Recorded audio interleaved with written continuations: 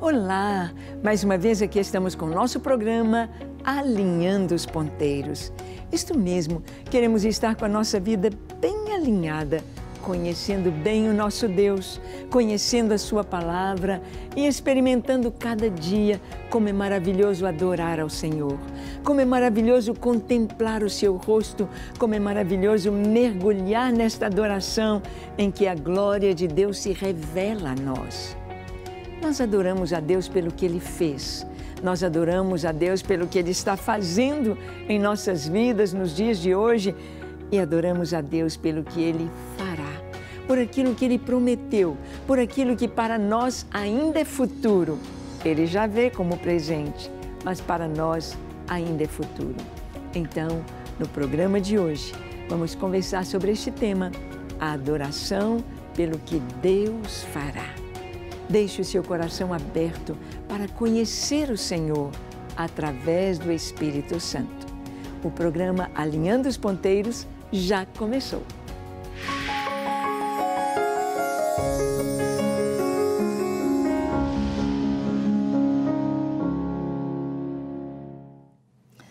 Muito bem, nós sabemos que o nosso Deus é digno de glória, digno de honra, digno de adoração, pelo que Ele é, pelo que o Senhor é.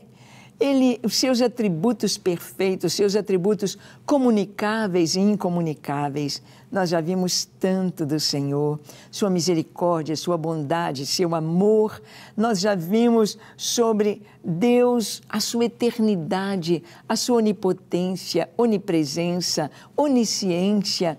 Este Deus justo, este Deus que é amor, mas nós também adoramos a Deus pelo que Ele fez, pelo que Ele faz e pelo que Ele fará. Deus fará aquilo que Ele nos prometeu. Olha o que está escrito em Números capítulo 23, versículo 19.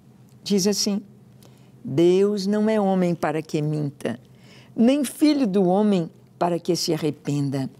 Porventura, tendo Ele prometido, não o fará?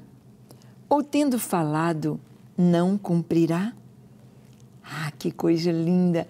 A palavra está nos dizendo o tanto que Deus é diferente do homem.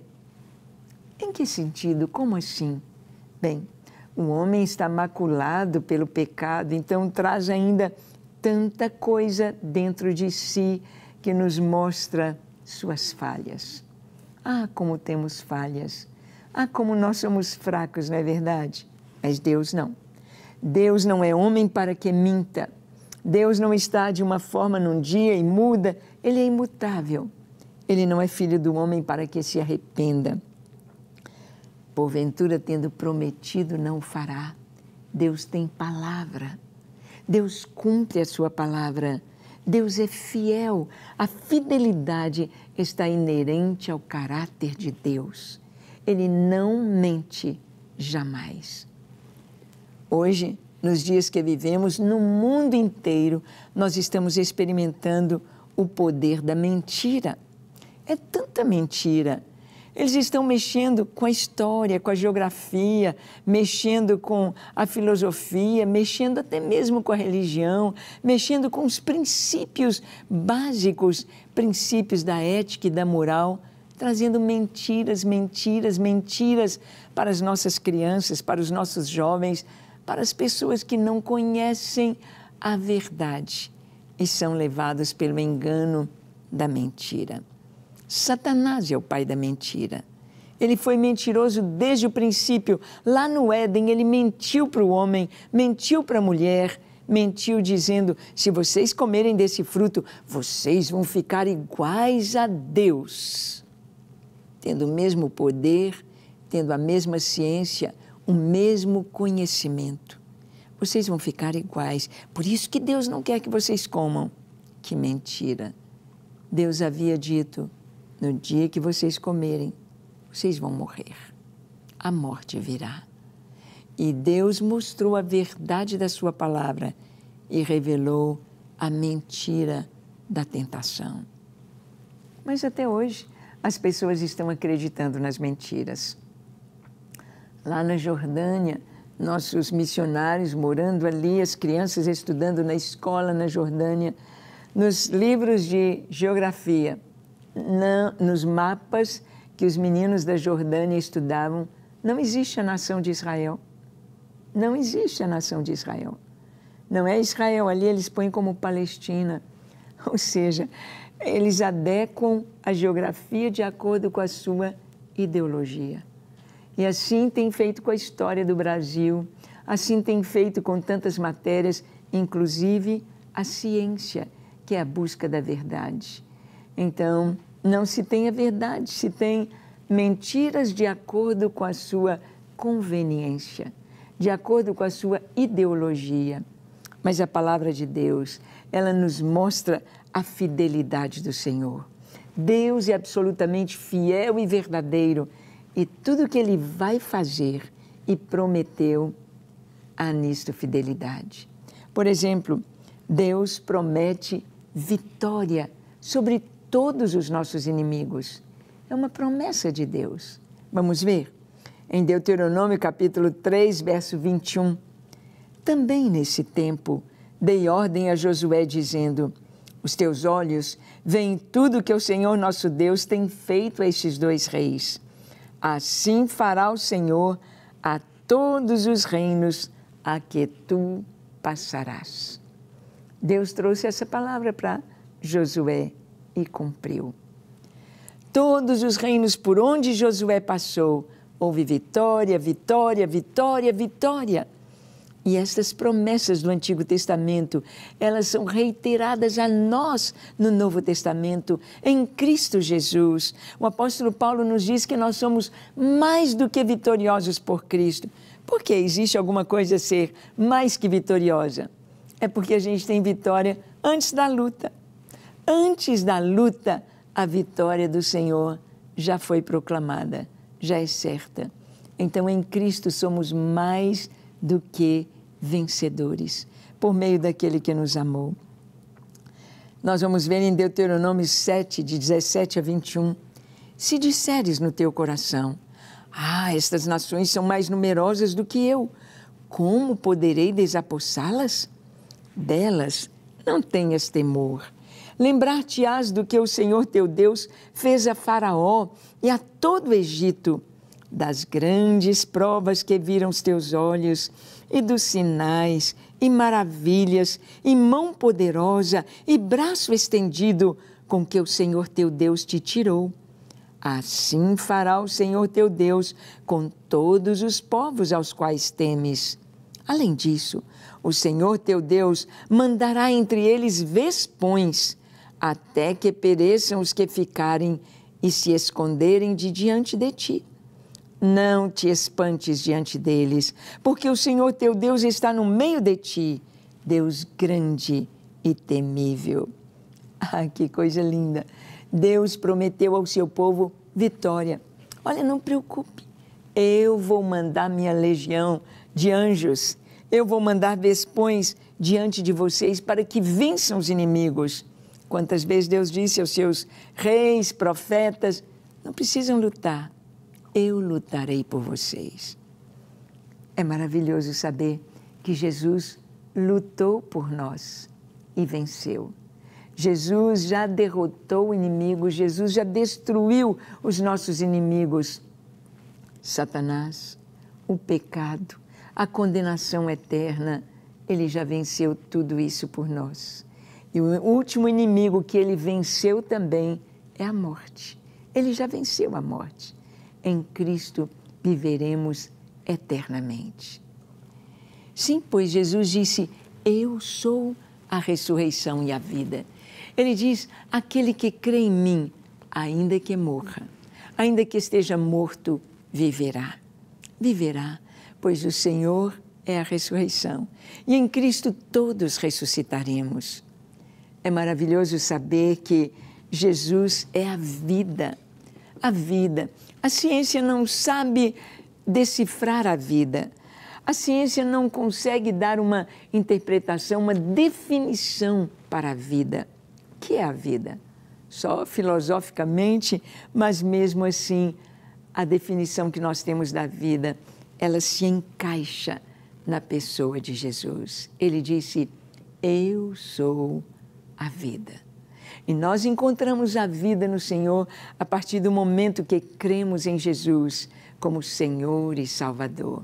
A vida entra em nós, passamos a viver, passamos a ser filhos de Deus. Olha, o Salmo 59, de 9 a 10, nos fala também da vitória do Senhor. Em ti, força minha, esperarei, pois Deus é o meu alto refúgio. Meu Deus virá ao meu encontro com a sua benignidade. Deus me fará ver o meu desejo sobre os meus inimigos. Deus nos dá vitória.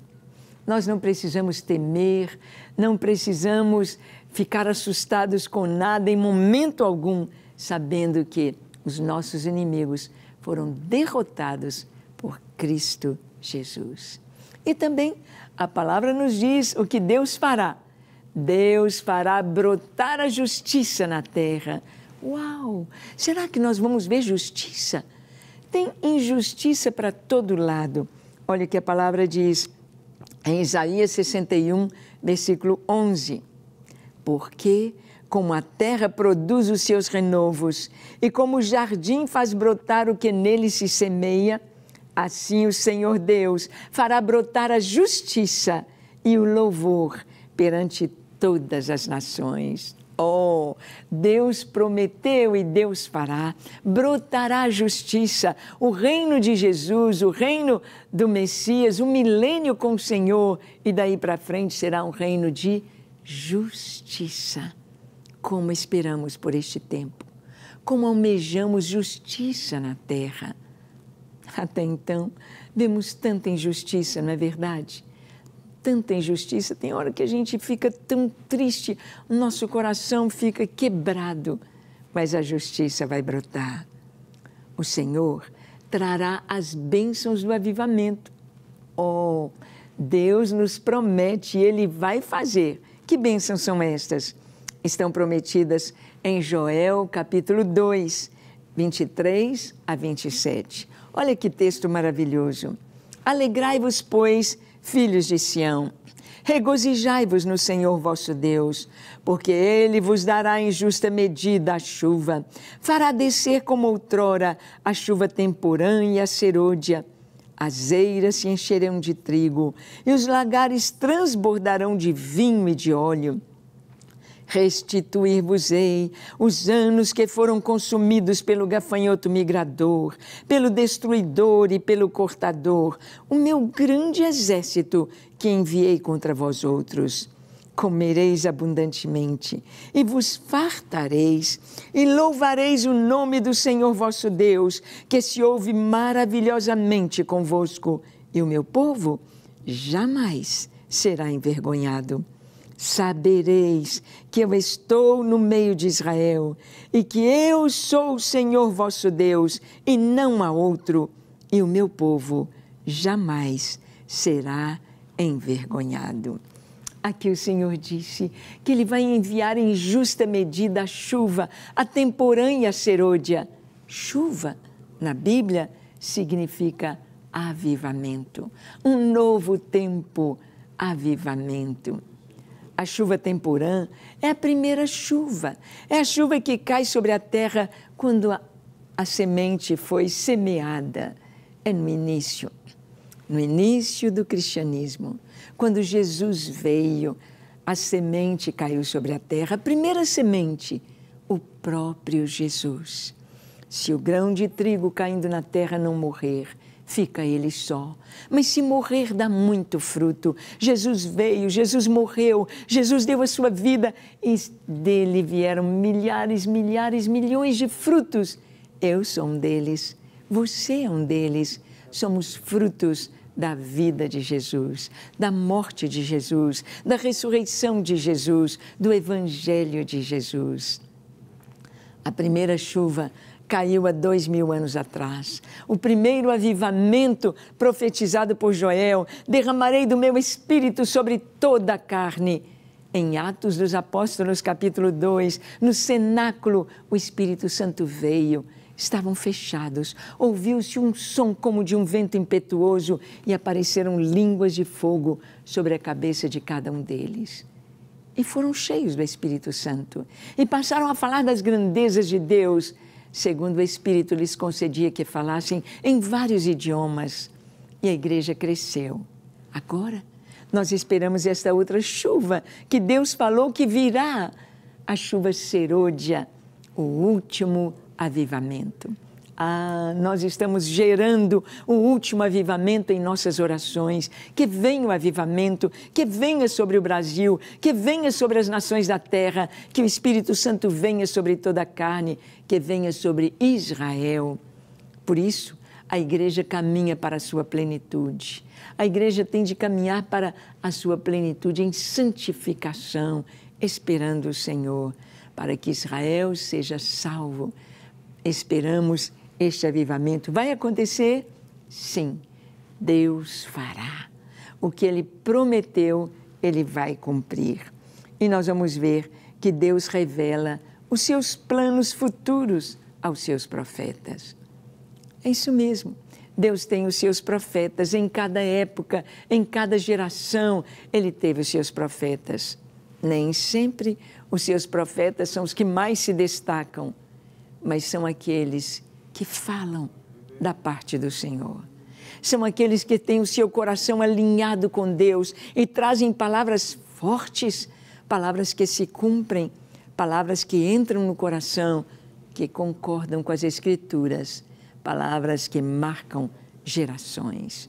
Nós temos visto isto ao longo da história, homens como Finney, como Moody, como tantos outros, o próprio Lutero, como Tyndale, tantos que falaram no seu tempo. Missões, William Carey, Livingstone, vamos vendo Deus trazendo profetas. Amós 3, verso 7 diz: certamente o Senhor não fará coisa alguma sem primeiro revelar o seu segredo aos seus servos, os profetas. O Senhor fala e cumpre. Jesus disse, olha, sobre os sinais dos tempos, estes sinais têm acontecido e breve o Senhor virá. Eu e você estamos em contagem regressiva para a volta de Jesus. Estamos contando, estamos vendo os dias passando, os sinais cada vez mais acontecendo e cada um destes sinais nos dizendo, breve Ele volta, em breve Jesus virá. Aquele dia e aquela hora, ninguém sabe, mas uma coisa é certa, o Senhor virá. Virá, diz a palavra, como um ladrão à noite, não que Ele vem roubar, se bem que Ele vem arrebatar a sua noiva, arrebatar a sua igreja. Ele virá em um dia e hora que ninguém está esperando. Ele deu os sinais, Ele nos falou a respeito do mundo, do que iria acontecer, mas o dia e a hora serão surpresa. 2 estarão na cama, um é levado, outro deixado. 2 estarão no campo, um é levado, outro é deixado. 2 estarão moendo no moinho, uma é levada e a outra deixada. O que o Senhor nos diz, Ele cumpre. E nós vamos ver o que o Senhor fará na vida futura, naquilo que Ele nos prometeu, naquilo que Ele foi preparar para nós. É doce demais, é lindo demais quando nós buscamos saber o que Deus revela, como Ele revela os seus planos futuros, como Deus nos fala da vida futura, preparada por Ele para os seus filhos. Olha o que nos diz em Apocalipse 21, de 3 a 4.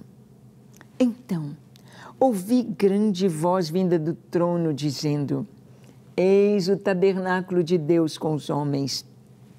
Deus habitará com eles. Eles serão povos de Deus, e Deus mesmo estará com eles, e lhes enxugará dos olhos toda lágrima, e a morte já não existirá. Já não haverá luto, nem pranto, nem dor, porque as primeiras coisas passaram. Isso é o que Deus fará. Isso é o que nós esperamos. Isto é o que nós aguardamos. A conclusão, a consumação da nossa fé, a apoteose da nossa fé, a vida futura preparada pelo Senhor. Ele diz aqui na sua palavra que irá tabernacular conosco, habitar conosco, Deus presente. Aqui no milênio, Jesus estará conosco, nós o veremos face a face, nós o conheceremos tal qual somos conhecidos. E diz a palavra, eles serão povos de Deus e Deus mesmo estará com eles e lhes enxugará dos olhos toda lágrima. Jesus disse para Tomé, Tomé, porque você viu, você crê, bem-aventurados os que não viram e creram. Eu e você não vimos e cremos. Somos bem-aventurados. Mas naquele dia que não está longe, nós todos o veremos. Veremos o Senhor bem pertinho, viveremos com Ele. E Ele vai enxugar dos nossos olhos toda lágrima. Não haverá lembranças de coisas tristes. Vamos lembrar da nossa vida? É claro, porque nós somos o que somos, atrelados à nossa história. Mas Ele vai enxugar nossas lágrimas. E a morte já não existirá. Ele prometeu. Não tem mais morte. O nosso coração fica tão pequenininho quando nós sentimos saudade dos nossos queridos. Mas a morte já não existirá.